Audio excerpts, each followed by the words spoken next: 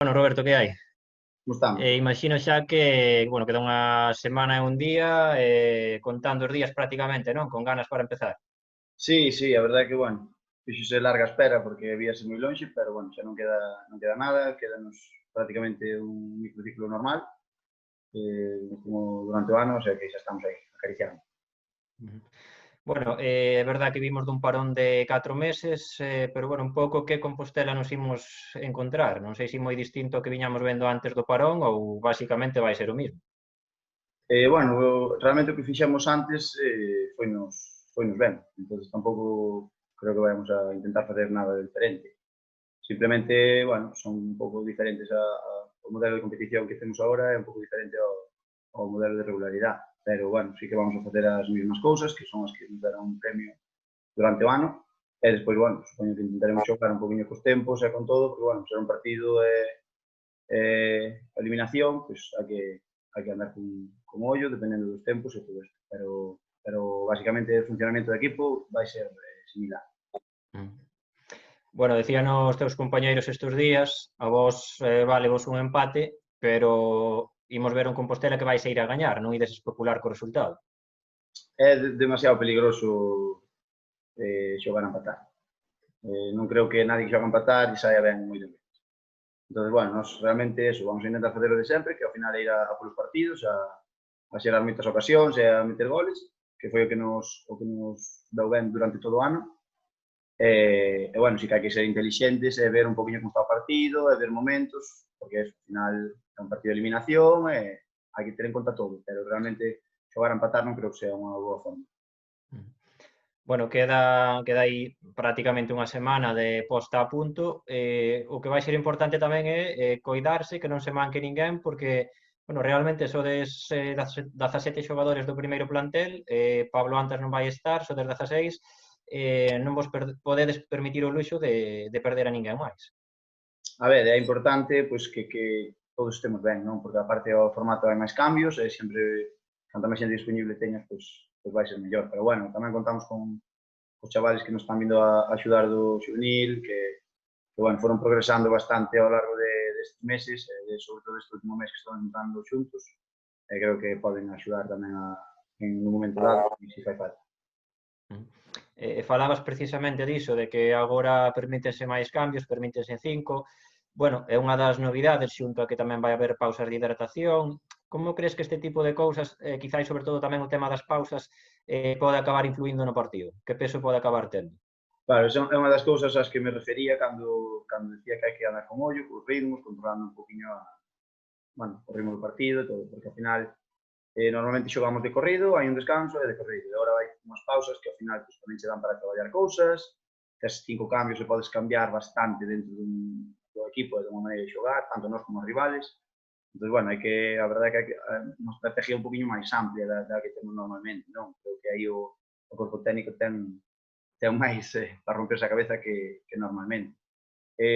Ao final, todos estamos na mesma situación, nadie está acostumbrado a pausas de hidratación nin a 5 cambios, entonces vai a ser intentar utilizar o mellor posible.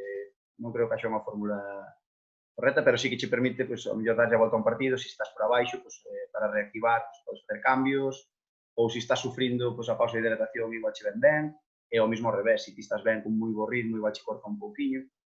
Pero, bueno, sí que vamos a ter que falar, vais a falar, porque son cousas que son pequenos detalles, pero que poden cambiar o partido, vamos a ter que estar preparados. Bueno, a hora de analizar o rival, un pouco que barco tedes en mente? Non sei se un barco moi parecido da temporada, ou se agora mesmo é unha incógnita tanto o barco como calquera rival que vos encontredes logo se pasades á final. A ver, hai certa incertidumbre, porque non nos vemos desde fai meses xogar, tampouco sabemos como van a plantear o partido, podes intuir un pouco, non? Polas súas fortalezas, polas debilidades e por respecto ao que fixeron cando xogan contra nós, podes intuir un pouco.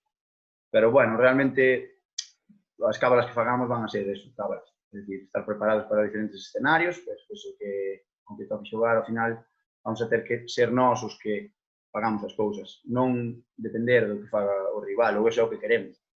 Entonces, esperamos un barco cos mesmos xogadores que tiñan a última que nos enfrentamos a eles, supoño que planteamiento similar, con detalles, porque, bueno, é unha partida eliminatoria, intentarán intentarán chegar, polo que dixeron tamén, chegar comida aos últimos minutos e aí intentar meter un gol, non? Pero bueno, despois os partidos xa sabes que aparte de moita tensión, son partidos moi intensos e pode pasar calquera. Bueno, a última pola miña parte xa, levades 4 meses sin competir, vai facer calor, que tamén bueno, pues, vai ter o seu peso no partido, xa se coñecen os horarios, 7:30, védelo unha hora pois suficiente para non ter ese problema de calor.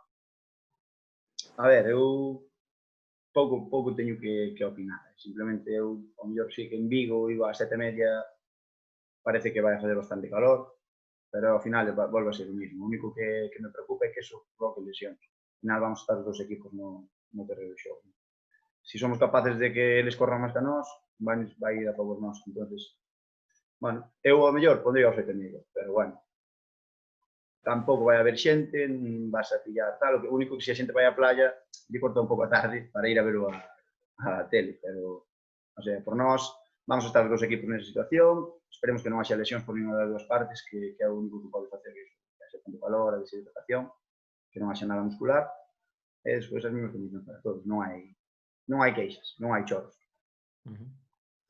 Bueno, pola miña parte nada máis, Roberto. Moi ben, gracias. Gracias a ti. Xa preguntou casi todo. Unha cousa máis, Roberto.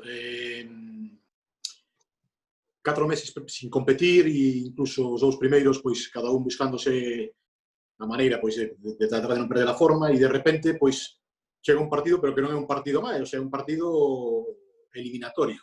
Como se gestiona esa situación? Pois é moi complicado, é moi complicado. Sí que tes tempo para prepararte, pero realmente nunca vivimos, dos que estamos aquí, nada similar.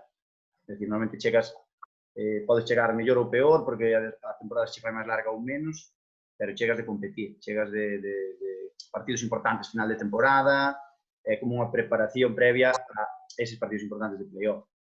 A iso sumalle que só é un partido, o sea, que levas 4 meses sin xogar e chegas ali 90 minutos a temporada.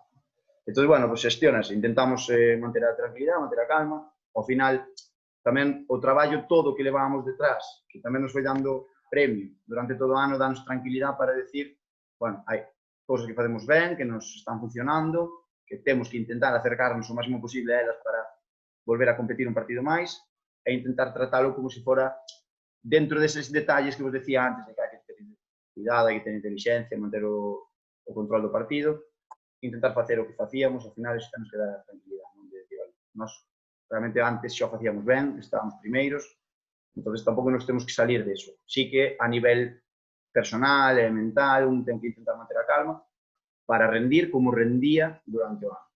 E neso traballamos. A verdade é que hai un ambiente de bastante tranquilidade, non confianza, ni moito menos, pero, bueno, ao final, os nervios para isto non suelen ir ben, entón, bueno, confiar no traballo, que nos dé esa tranquilidade de decir, facendo o que facemos habitualmente, a maioría das veces ganamos, e a pelear, en verdade.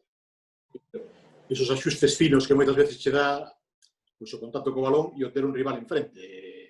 Eso, nin eles nin vos, o sea, vale para todos. Quero dicir, como se pode compensar ese déficit?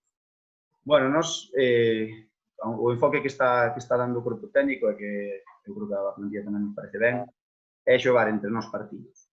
Incluso algunha semana que fixemos competición como se fóramos dous equipos diferentes. Hai tareas que facemos todos xuntos, obviamente, pero despois hai competición que hai uns equipos que fan ao principio da semana e compiten en todo. Tareas e partidos. Estamos traballando con partidos a todo o campo, 11 para 11, para intentar chegar a iso que diste, a esa acción o máis parecida á realidade dun partido posible, non?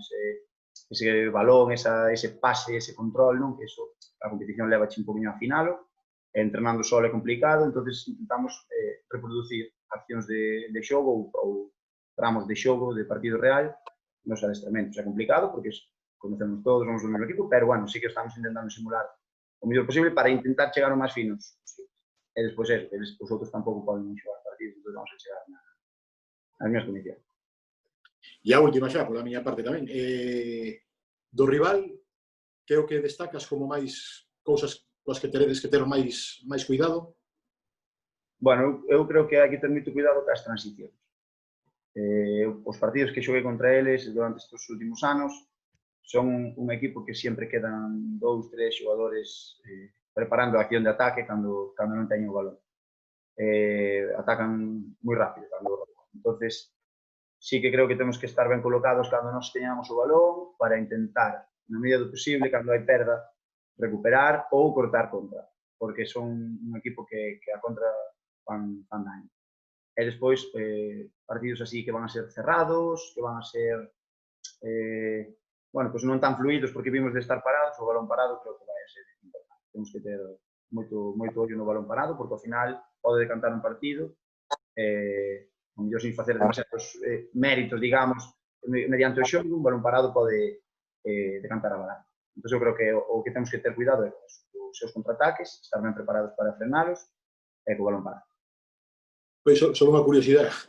Como tamén eres para penaltis, por alguna vez que conversamos sobre este outro día vendo ao Campos do Sevilla, víaste reflexado ali nunha... Bueno, nunca me pasou así en partido oficial. Pero bueno, dou un paso adiante. Lucas Ocampos reaccionou ben. A verdade é que ao final para unha ocasión que, bueno, un pouco lle dá, pero está onde ten que estar. Esperemos que non nos pase, pero bueno, sí que me gusta tamén ver que a veces hai algún xogador de campo que responde tamén baixo o pau. Dache outra tranquilidade. Se as compañeiros dixen, bueno, vamos a ver, si non está o Campos.